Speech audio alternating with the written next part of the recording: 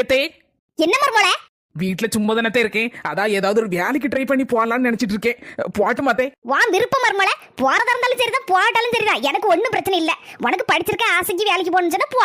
Thanks தே. என்ன செல்ல தாயி, இப்படி வா இஷ்டோடு முதல்ல விடுத. இதெல்லாம் சரி வருமா? நாளைக்கு அவ வேலைக்கு போயிட்டானா எல்லா வேலையும் உன் தலையில கட்டிடுவா. பார்த்து எடுத்து நடந்துக்கோ.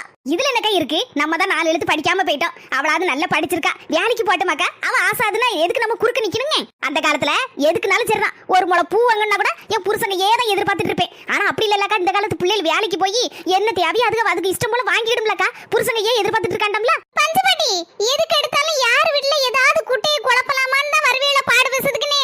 பஞ்சபாட்டி, சும்மா இருக்க மாமியா மருமகள் கடையில சண்டை இழுத்து விட்டுட்டு போயிடாதீங்க. ஏக்கா, எடி சும்மா இருக்க வேண்டியது நட்டி யாம்பி கிளவியை விரட்டி விட்ட. ஏமா இப்படிப்பட்ட ஆளுகிட்ட